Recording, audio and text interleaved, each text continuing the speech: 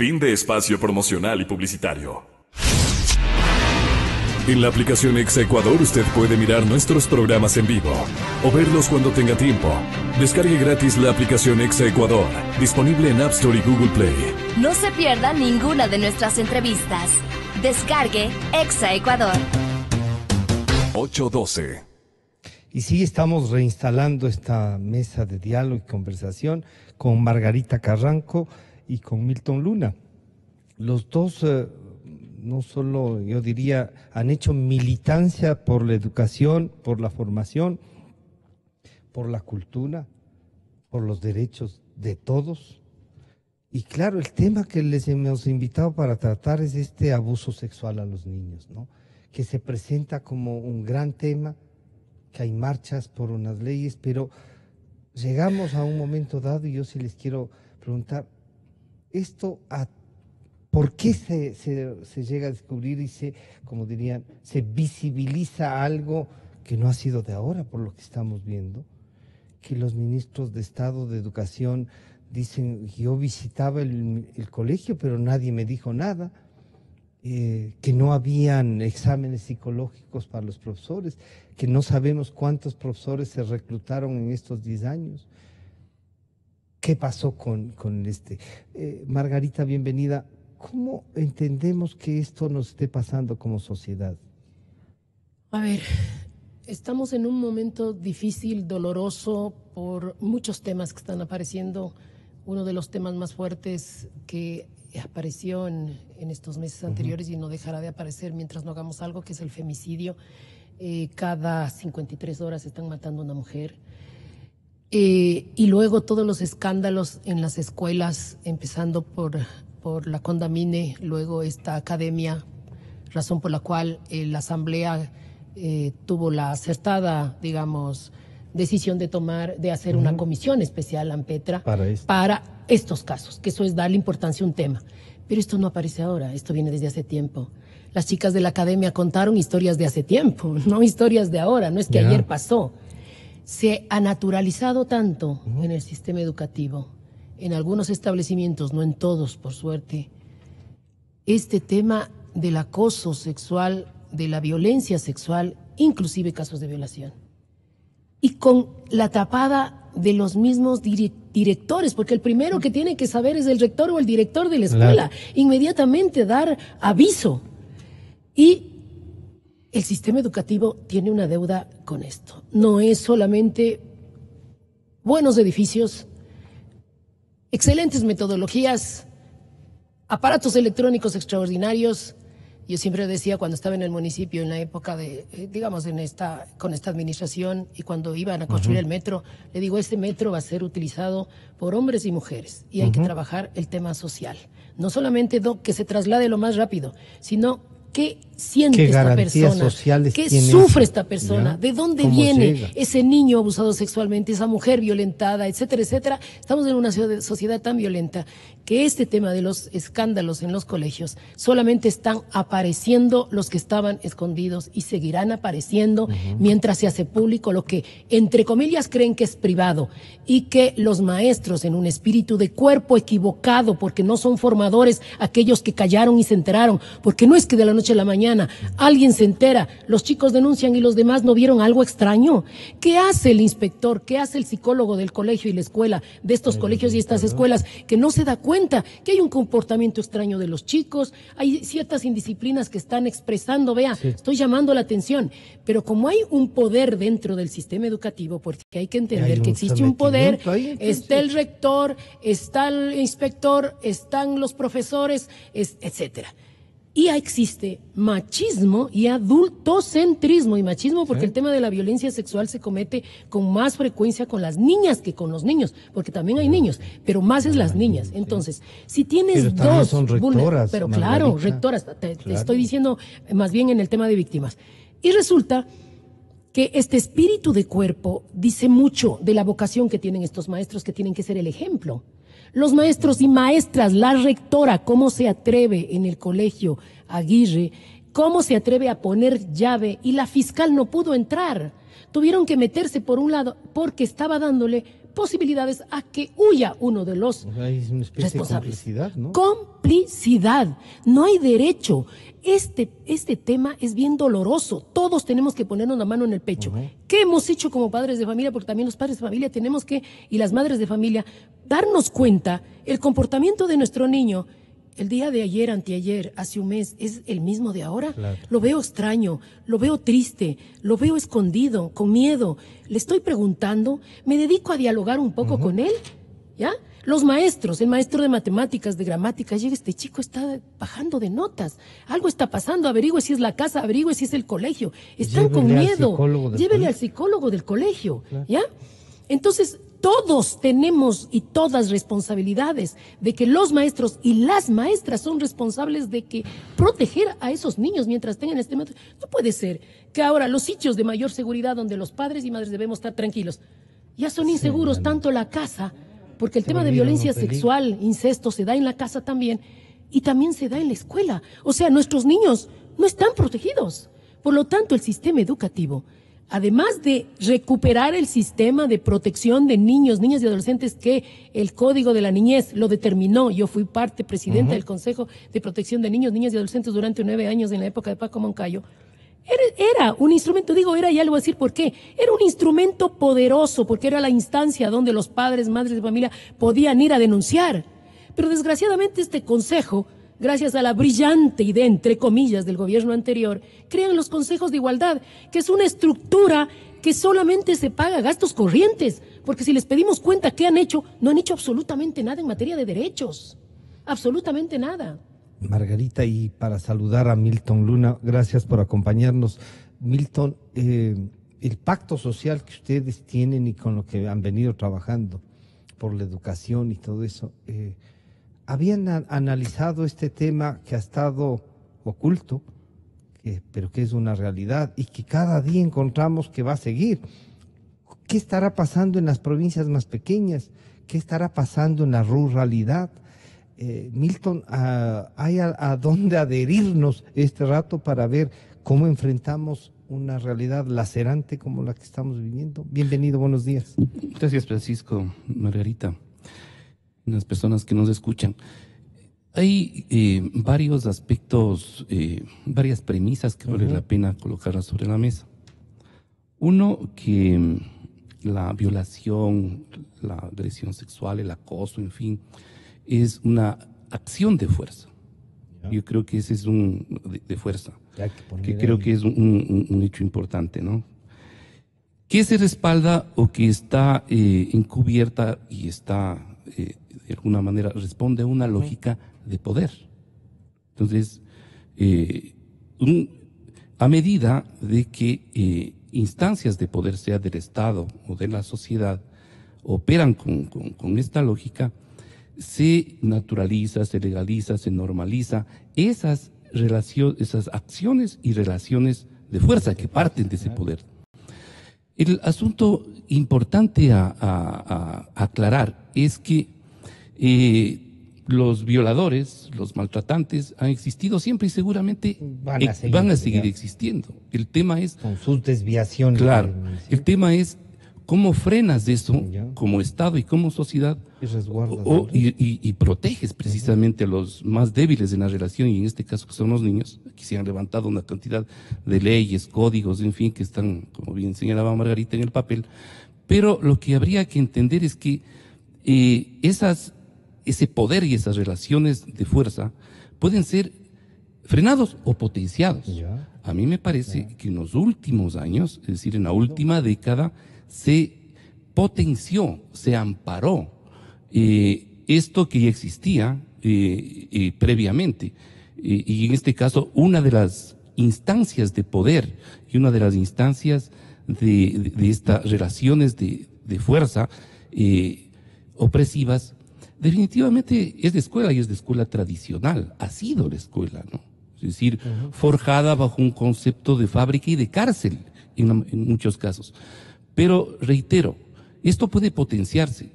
Y en los últimos años, de hecho, asistimos a una concentración de poder, asistimos a la cada vez más, una expresión más diáfana de un Estado autoritario, vertical, inspirado y reforzado por conceptos de corte colonial, patriarcalista, machista, agresivo, en fin. Esto que estaba en el Estado, en múltiples instancias del Estado y expresado desde las más altas alturas del poder, obviamente que fue decantando y bajando a la propia escuela, que ya es una instancia fuerte de poder.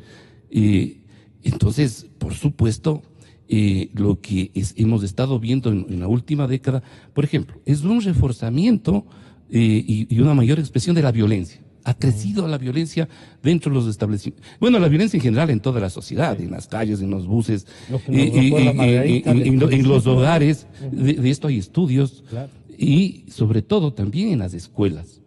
Parte de violencia entre chicos, violencia... Sí. Y lo que hoy estamos de alguna manera asistiendo es a que se desbordó esta situación y tenemos que enfrentar, creo yo, con mucha más acuciosidad de que estamos frente a un modelo de escuela, a un modelo de Estado y a expresiones de la propia sociedad, que es una sociedad, como se señalaba, que fue, en este caso, por el líder, en este caso, el líder explotó, recreó algo que estaba ahí. La potencializó. La potencializó. Todo este tipo de situaciones, ¿no? Entonces, a mí me parece que esto nos ayudaría y nos permitiría adentrarnos en cómo visualizar. Obviamente, dar cuenta de estos casos específicos y particulares que tienen efectivamente que ser enfrentados por la justicia, que no tiene que haber impunidad, tenemos que ser absolutamente severos también, pero también enfocar estas cuestiones de tipo estructural, que vienen del sistema, que vienen del propio concepto de escuela, de sociedad, de aprendizajes impuestos y sobre todo que nos va a permitir ir hacia el corazón para solucionar. Hay que cambiar el modelo de educación que se constituyó en el país, o más bien dicho, que se reforzó en el país en los últimos años. No es que no existía previamente. Entonces, me parece que esto es muy importante entender para poder visualizar. Y entender qué capacidad puede tener un líder para destruir o potenciar estas conductas terribles. Claro, pero es un modelo que es más complejo aún que las relaciones de poder. Es un modelo que puso más énfasis, por ejemplo, en todo el tema de la tecnocracia, ¿no? Y de abrumar. Estamos frente, además, de una escuela opresiva, una escuela que se le restó condiciones democráticas, ¿sí? También con una escuela abrumada por una cantidad de... Claro, los profesores llenando papeles, se abandonó paulatinamente, no es que antes ya no existía, pero se abandonó más aún la pedagogía, ¿sí? Y tenemos una escuela abrumada también por una sociedad que le demanda, una sociedad y un Estado que le demanda absolutamente todo. Tenemos un concepto como sociedad que todo lo queremos escolarizar. Hay problemas del transporte, la escuela. Hay un problema de esto, la escuela. Entonces es una escuela también abrumada. Es una escuela abrumada por las demandas de la sociedad, por las demandas del Estado y por el modelo. O sea, los profesores llenos de una cantidad de situaciones y en donde la escuela efectivamente no tiene la oportunidad de responder frente a semejantes demandas. Este momento, y esto es bien importante, yo creo que tanto la escuela cuanto otras instancias que existían. Claro. Yo tuve la oportunidad de estar muy cerca y con contrato social, de examinar estos temas y de conversar, por ejemplo, con los códigos, perdón, con las instancias municipales, los consejos, ¿no? Desbordados también creas la instancia, sin mecanismos, sin recursos. Claro. Sin recursos, sin mecanismos, sin capacidades. Sin especialización. Entonces, tenías una instancia municipal, en este caso, absolutamente desbordado. Claro. Entonces, de hecho, estamos frente a una sociedad y a un Estado más violentos. Entonces, y esto yo creo que es muy importante que lo visualicemos e internalicemos, donde y en eso comparto con Margarita, hay corresponsabilidades, hay una corresponsabilidad del Estado. Aquí me parece que el Estado y los dignatarios, los ministros, sobre todo exministros de Educación, tienen que rendir cuentas, tienen que transparentar. Hemos dicho estos días, el actual presidente de la Comisión de Educación de la Asamblea, exministro de Educación, tiene que rendir cuentas. ¿Qué pasó en los últimos años? Se está hablando, por ejemplo, tú hablabas de este reportaje, existió precisa cómo fueron y son los mecanismos de reclutamiento y de integración de los profesores en el país, cuáles son los sistemas efectivos o no de formación y capacitación docente, que para la mirada desde fuera es prácticamente un fracaso en algunas áreas, sí, porque ese es el problema también. Tenemos que comprometer también en un análisis crítico a las propias familias. O sea, en esta idea adultocentrista y machista, la voz de los niños, la voz de las niñas, es una voz inexistente. No se les escucha en los hogares, no se les escucha ni se les toma en cuenta en las instituciones educativas. ¿Cómo hacemos que esas voces puedan expresarse?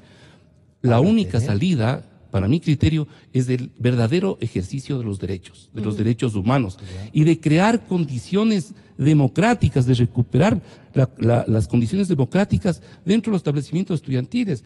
¿Qué pasó con las voces de los chicos en el Correato? No, hablo de la persecución, a la protesta social. Criminalización, Colegio Central Técnico, Colegio Mejía. Con esto acallaste las voces a todas. Y generaste temor, miedo, frente a todo. Exactamente. Entonces, eso es para colocar las ideas de que esto es un asunto mucho más complejo. Corresponsabilidades de las casas, examinar la situación y los límites que tiene la pedagogía y las escuelas como tal, más allá de que se han reforzado estas condiciones de autoritarismo y poder dentro de esas instancias. Entonces, me parece que con esto le damos más, creo que más profundidad y complejidad a esto, ¿no? Yo quisiera que escuchemos lo que Teleamazonas reportó frente al que detuvieron ya a un hombre de 41 años sobre abuso sexual. Esto fue lo que reportó Teleamazonas. Tras 3 meses de investigación se logró la detención de Antonio C., acusado de abuso sexual en la institución educativa bilingüe Mushuk Pakari, ubicada en Calderón, en el norte de Quito. Investigación que fue iniciada aproximadamente en julio del 2017, donde en forma preliminar se conoció presuntos 10 abusos sexuales. El hombre de 41 años, oriundo de Zamora Chinchipe, fue detenido la mañana de este miércoles en el sector de Cotocollao, igual en el norte de la urbe. Percibimos que esta persona, ya en conocimiento de que se había emitido su orden de detención, estaba tratando de fugar. Esa fue la situación en la que se produjo la captura de él. Antonio C., docente de la institución, habría abusado de al menos 84 adolescentes de entre 12 y 14 años en el periodo lectivo 2016-2017. Buscamos la versión de las autoridades de esta institución educativa, quienes fueron los que denunciaron los casos de abuso sexual. Sin embargo, nos dijeron que no se pronunciarán sin una autorización del Ministerio de Educación. Tras las denuncias presentadas, el docente habría seguido laborando en otras instituciones educativas. Sabemos que fue cambiado sin que se hayan tomado los correctivos necesarios. Como parte de la investigación, se brinda protección a las víctimas y se hace un llamado a los padres y autoridades a no callar estos casos. Pido a la sociedad ecuatoriana es que presente las denuncias que consideren necesarias respecto de estos abusos contra menores, que estamos prestos para dar esta respuesta de manera inmediata. El Código Integral Penal tipifica 2 delitos en esta materia: abuso sexual, cuando no existe penetración o acceso carnal. Por ese delito serán sancionados con una pena máxima de 7 años. Por violación, es decir, que hubo acceso carnal, serán sancionados con una pena privativa de 19 a 22 años. En el caso de cometer los delitos contra menores de 14 años, hasta el momento se desconocen los detalles sobre cómo y dónde abusaba el detenido de los menores. Fernanda Ceballos, 24 horas. Margarita, Fernanda Ceballos y yo le pedía que escuchemos este reportaje porque nos describe con una descarnadamente, ¿no? Sí. Y uno dice, sí, y ahí está, ¿cómo estamos tratando bien el tema, Margarita? Está tratándose muy mal el tema. ¿Ya? Primero se está exponiendo. Cuando tú tienes la mirada de protección de derechos, antes de dar una noticia, antes de sacar a luz un problema, tienes que saber qué le va a afectar a los niños. Yo creo que primero no debería mencionarse el sitio donde ha sido, porque todos esos niños son estigmatizados. Y a ti te violaron, uy, qué pena esa escuela. Y en el Aguirre Abad y en la... Todas las escuelas están expuestas, todas las escuelas y los colegios y la academia de ballet también está expuesto ahorita.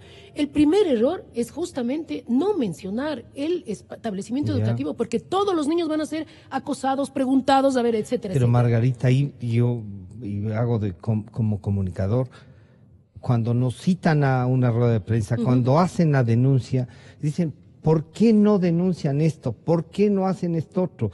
Y hacemos el seguimiento para provocar justo debates de esta naturaleza.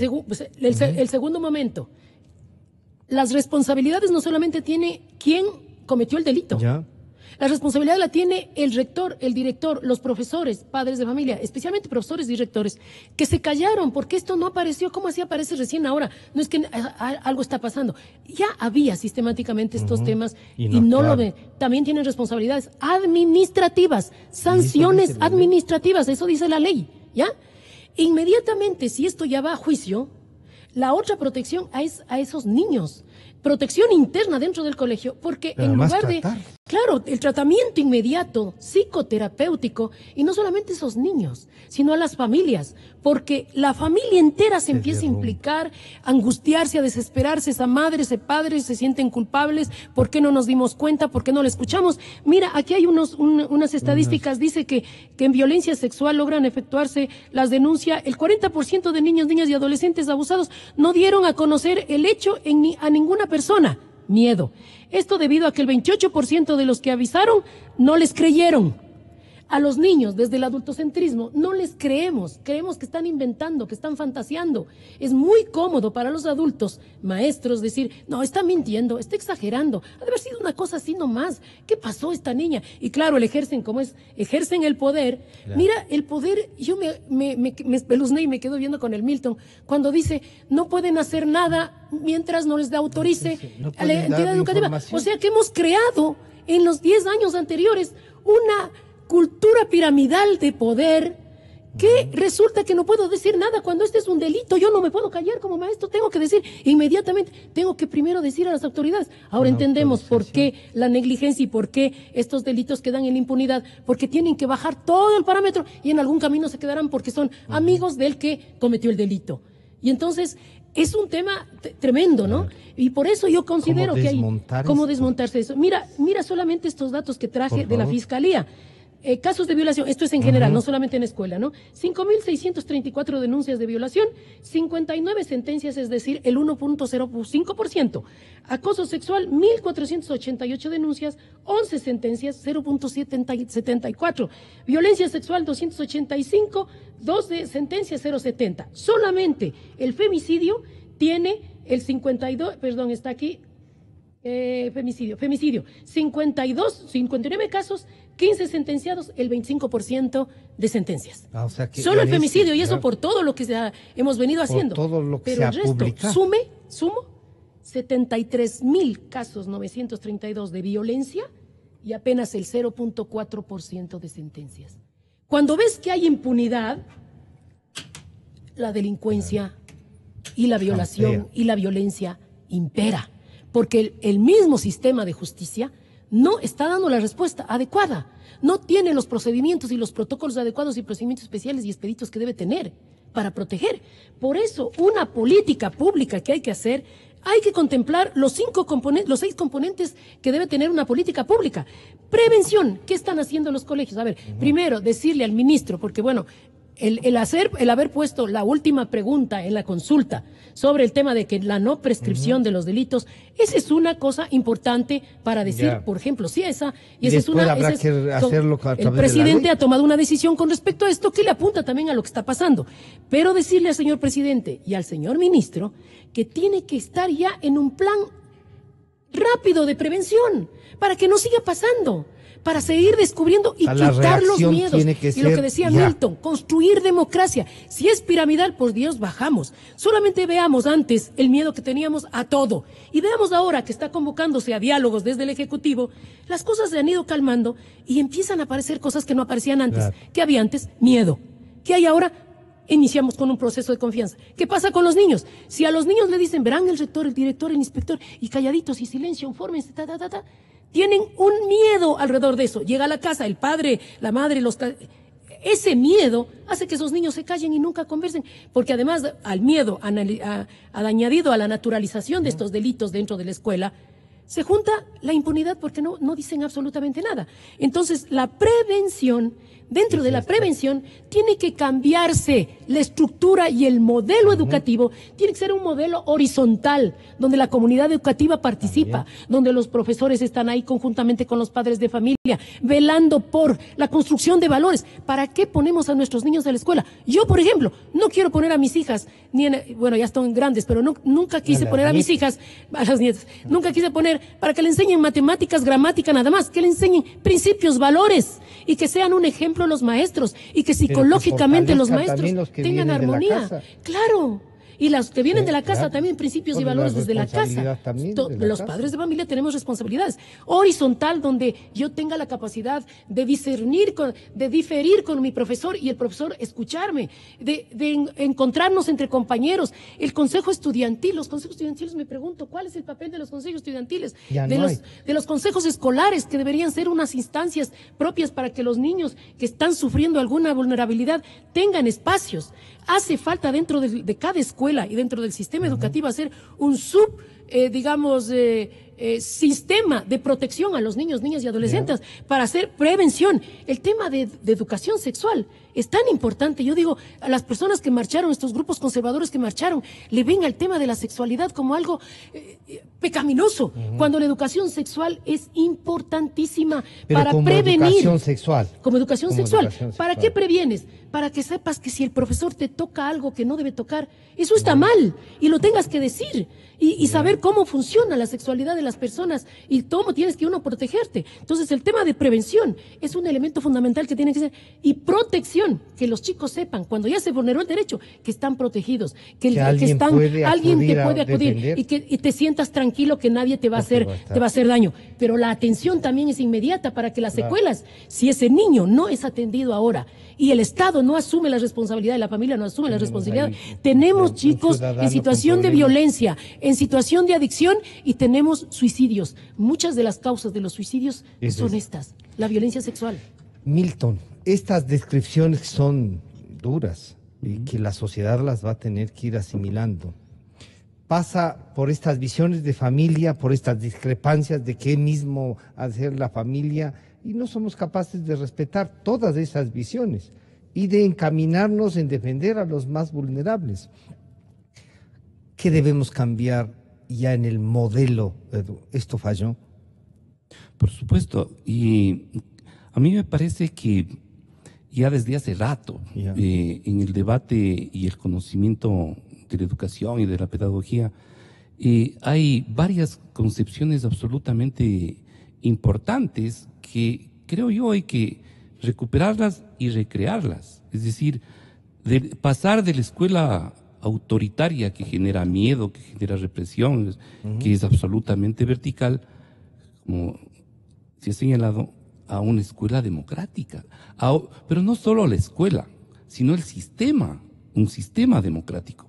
¿Cómo podemos pensar en la realización proactiva desde abajo, básicamente, si tenemos un solo actor todavía en el sistema educativo, el Ministerio de Educación? Claro. Desde arriba, desde el despacho se dice, bajan las decisiones, ¿no? Y total, en donde debe estar gestándose las respuestas, que son respuestas que deben ser procesadas y realizadas sobre la base del conocimiento de la realidad, del territorio, de su entorno, de sus propias condiciones. Y desde de ahí debe brotar. Eso, también. Desde la individualidad. Claro. Y desde ahí debe brotar precisamente las decisiones y los compromisos. No porque me ordenan.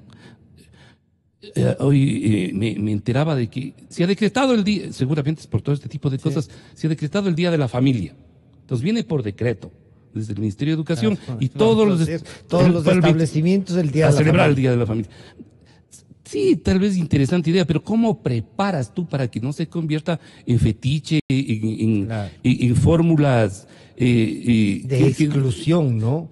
Y sobre todo por la diversidad de familias. Sí, pero también de espectacularidad, por salir del paso, ¿no?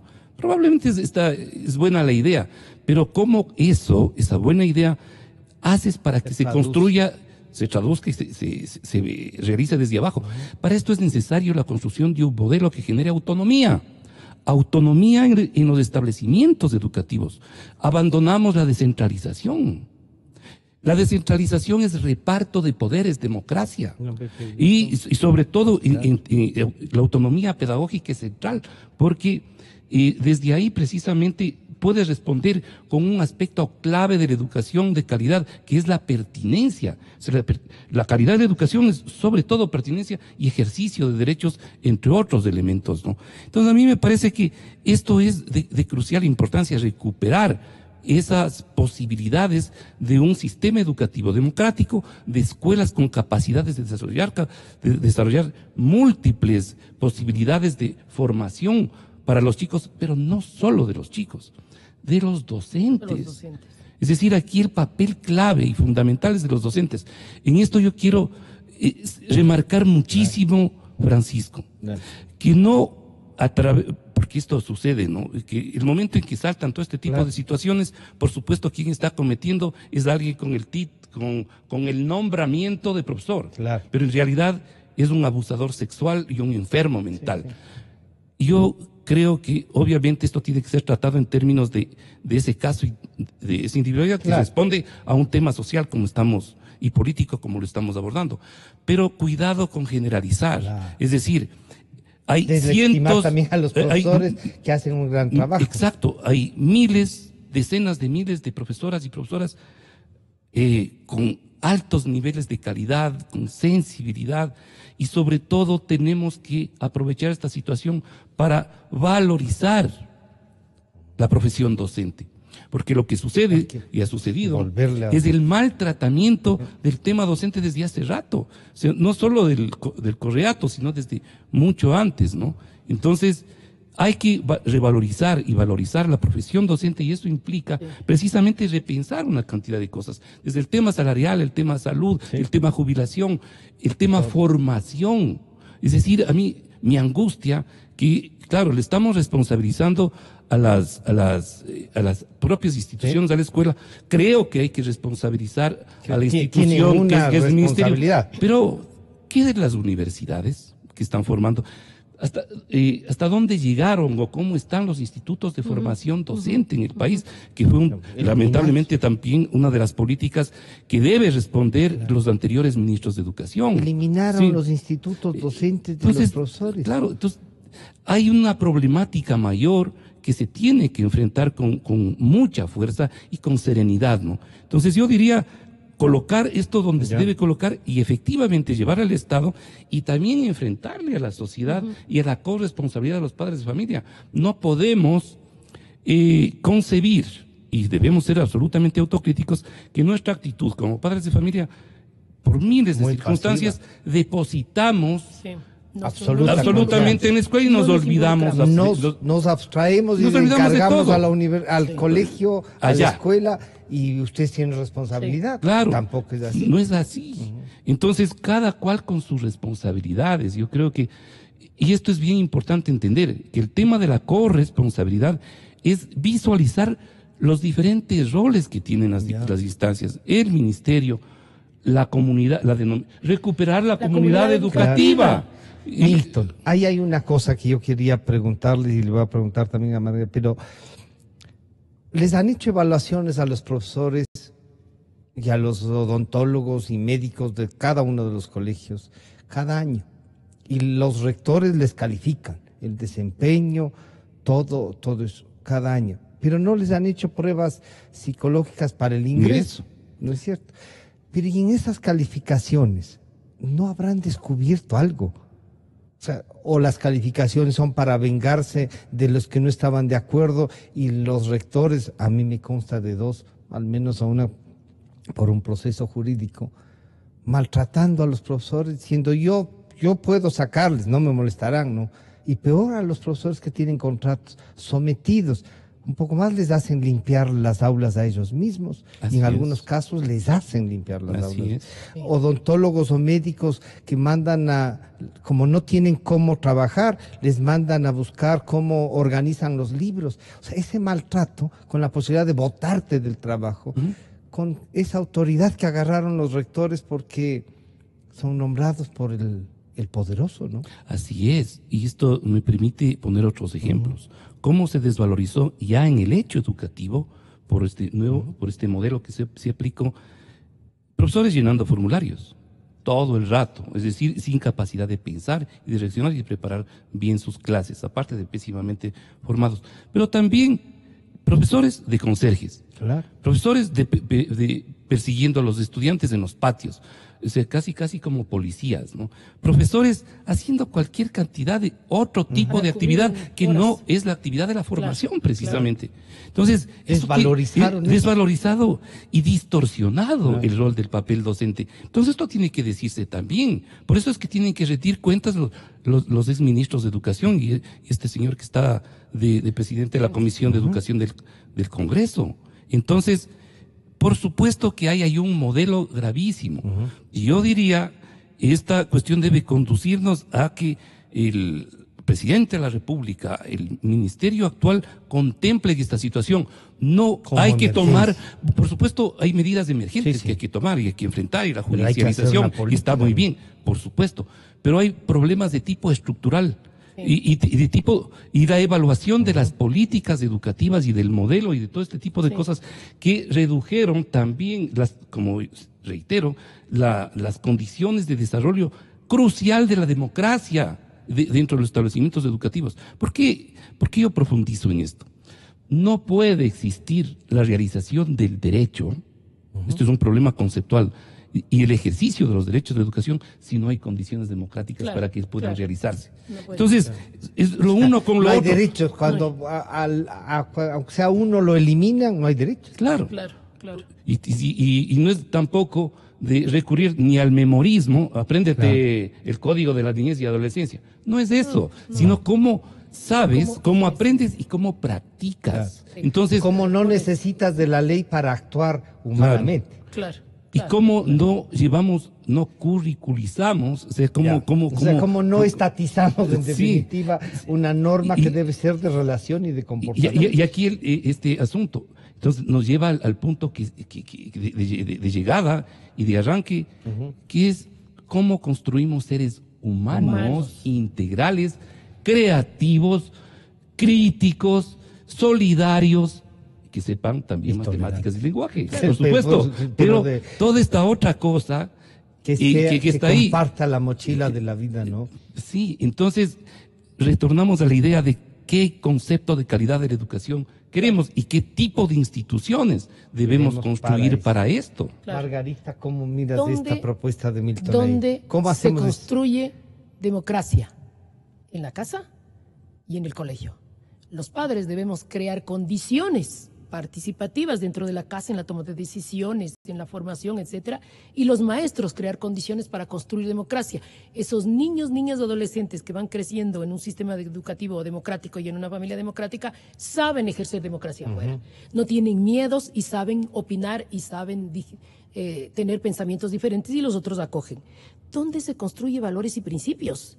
Dentro de la casa, dentro del colegio y en una sociedad. Pero los dos tiempos mayores que tiene un niño, niña y adolescente y joven están en la casa y en la escuela. Y ahí se construye valores y principios. ¿Y es poniendo alguna materia específica que se hace eso? ¿Te acuerdas que antes había ética y cívica? Que hay que cambiarle de nombre, que hay que poner inclusive una materia que diga democracia, cómo se construye democracia, una que diga principios y valores, una que diga, inclusive que construya proyectos de vida. Los niños desde pequeños tienen que ya saber cuáles son sus talentos y sus dones que van a construir su proyecto de vida, para no tener solamente el título de bachiller, sino también mi proyecto de vida que lo construí desde mi primer grado, mi primer nivel, y el maestro ayudó, y la escuela, y la casa. Las tareas también eran para construir. Hay pocos colegios que construyen proyectos de vida, uno o dos creo que nada más, de ejemplo aquí en Quito. Y entonces sacan su título y mi proyecto de vida. Cuando alguien ya sale con su proyecto de vida, ya sabe qué carrera, a dónde ir, y ya sabe si quieres tener una vida independiente, un emprendimiento o empleo público, porque ya sé qué es lo que yo voy a hacer.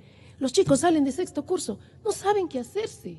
Y la pérdida de sexto curso uno entendería. Claro. Salen de la maestría y todavía no saben qué hacer. Porque hay mucha interferencia adultocentrista de que el Estado le da decidiendo la carrera, que los padres le dan decidiendo la carrera, y él no tiene la posibilidad en esta construcción de modelo democrático de construir su propio proyecto de vida. Entonces el adultocentrismo ejerce poder, y el machismo que no le permite desarrollar su capacidad creativa de construcción de nuevos imaginarios en su vida, y distintos a los de sus padres, porque sistémicamente, ahora que te hablo como terapeuta, vienes desde atrás con una serie de problemas, con una serie de angustias.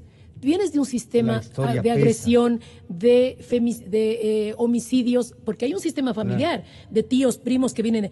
Si tú no sanas, si no mejoras la energía del presente, si la escuela no se preocupa de cambio de estas energías, si la familia no se preocupa, 7 generaciones adelante siguen igual. Si cambias, uno dice, ay, como quisiera que mi hijo cumpla sueños que a lo mejor yo no los pude. Déjelo que cumpla los sueños de él. Y que no sean atados a los tuyos. No trasladar lo que uno quiere, sino que él tiene sueños. Y hay que dejar que esos sueños... Y el Estado tiene la obligación de dar espacios democráticos, constructivos, creativos para construir. Nosotros teníamos en el municipio una idea maravillosa, pero que no funcionó, que era, porque ya después yo salí, era la casa de los sueños en cada administración zonal. Los chicos salían, porque como el sistema educativo no le daba esa posibilidad, porque imagínate si el sistema educativo, además de enseñarle matemáticas, le enseña a soñar, le enseña a crear, le enseña a construir su camino de aquí en adelante, que no es el camino del normal que te dice tú te casas, tienes hijos y ya, y tienes empleo, se acabó. No, ¿quién ha dicho que ese es mi proyecto de vida? Y puedes jubilarte. Entonces, y te recibes pensión si es que el seguro aguanta. Claro, entonces la comunidad educativa tiene que recuperarse dentro de este proceso. La familia tiene que estar más involucrada en la educación de sus hijos, en lo que van aprendiendo. Los chicos tienen que estar...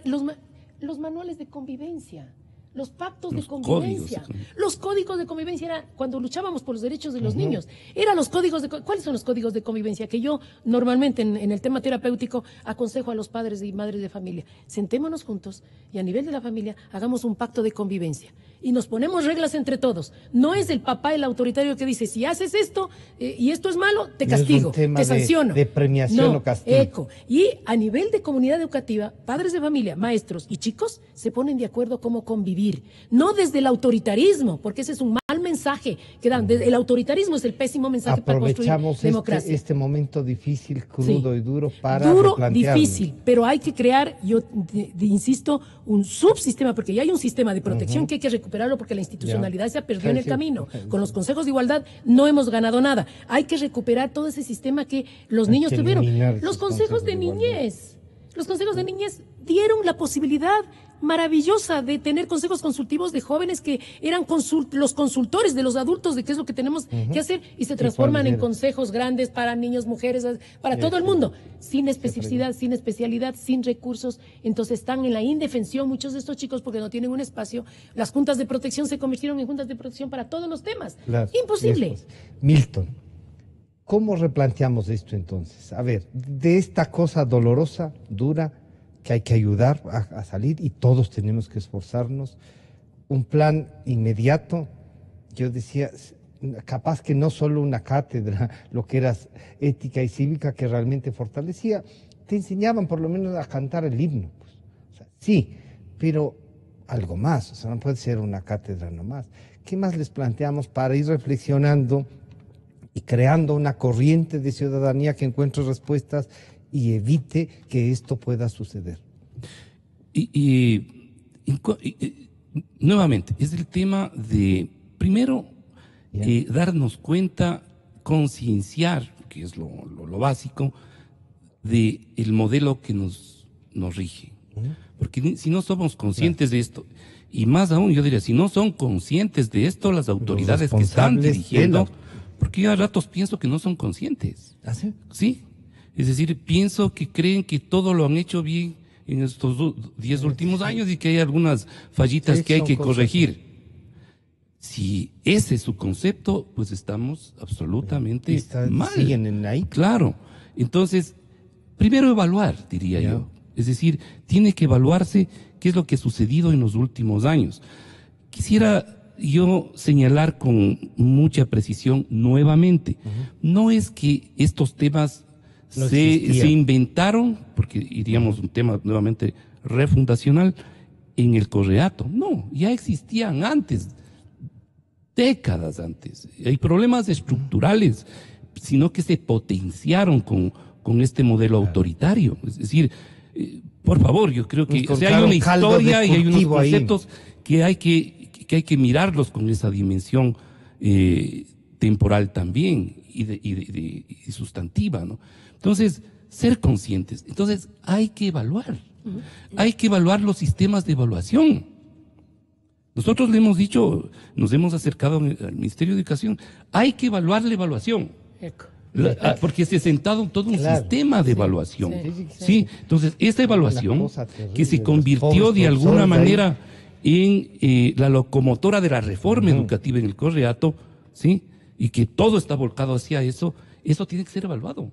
Entonces, justamente para ver qué es lo que sucedió con todos los sistemas de acceso, los perfiles, en fin, para la docencia y una cantidad de otros problemas.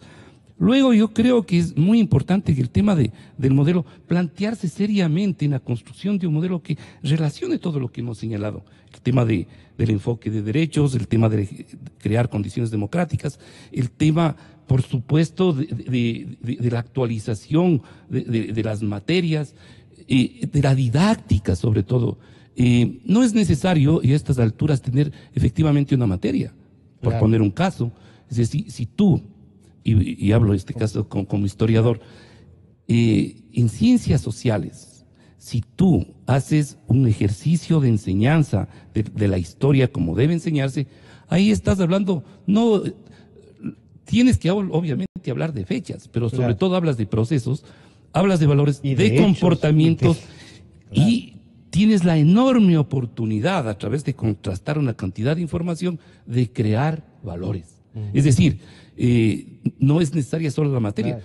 Tú, a través de las matemáticas e incluso de biología, puedes acercarle a los estudiantes a los conceptos de la relación armónica, por ejemplo, con la naturaleza, que es un tema también de conocimiento y de valores.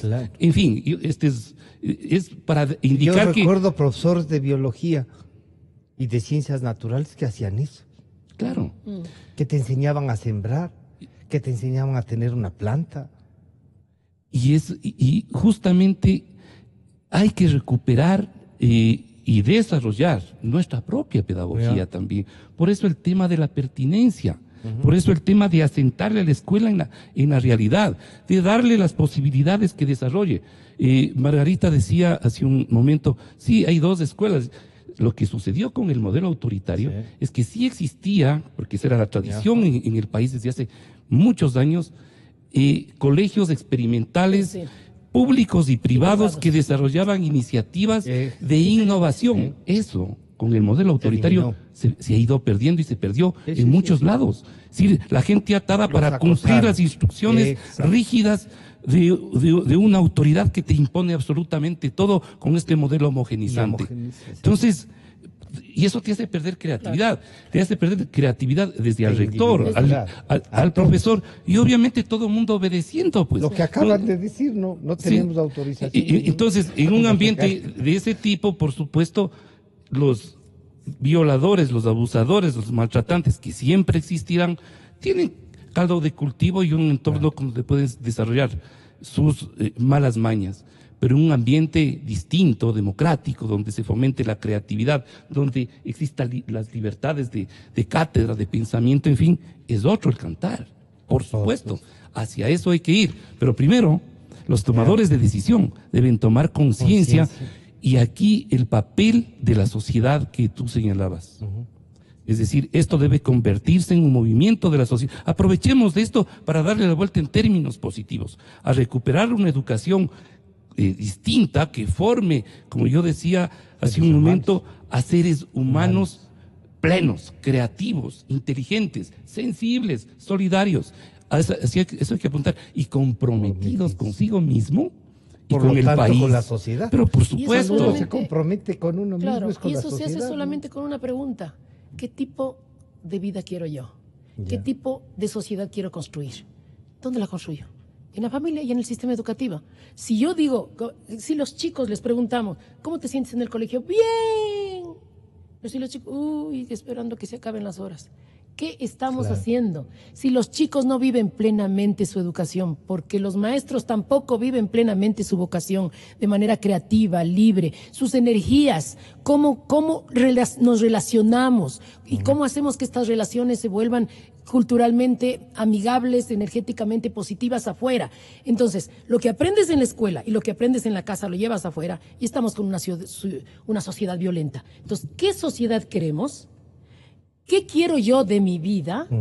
Eso es lo que hay que construir en la familia y en la escuela para crear condiciones favorables. Hay necesidad de un nuevo pacto, de un nuevo acuerdo alrededor de estos temas, un acuerdo sobre la educación, un pacto social. ¿Estarán ustedes ya nacional. Trabajando en eso? Sí, hay, Margarita. por supuesto, sí. Hay una serie ya desde hace meses. Y cuenten con los medios de comunicación. Sí, y esto, por ejemplo, es un esfuerzo de todos. Absoluto. Nuevamente, esta es una responsabilidad de todos y todas, ¿no? Y todas. Sí. Todas. Entonces a mí me parece que eso es muy importante entender, porque si no nos quedamos nuevamente en el escándalo, que sí hay que transparentar y judicializar estas monstruosidades que están pasando. Estremece a la sociedad, pero tiene que reaccionar. Claro, pero demos salida a esta situación con este otro tipo de conceptos y de imposiciones o autoimposiciones desde la sociedad para construir estos acuerdos necesarios, que nuevamente no es que se lo consigue de la noche a la mañana, hay que acordar y hacerlo. La verdad es que muchas veces llegamos a acuerdos y no se cumplen, y nos olvidamos, y viene algún desatado por ahí y nos cambia de rumbo al país y a la gente, ¿no? Yo quiero agradecer a Margarita Carranco y a Milton Luna que han reflexionado con nosotros de este momento duro y difícil que la sociedad está viviendo. Gracias por acompañarnos. Nos estamos encontrando el día de mañana.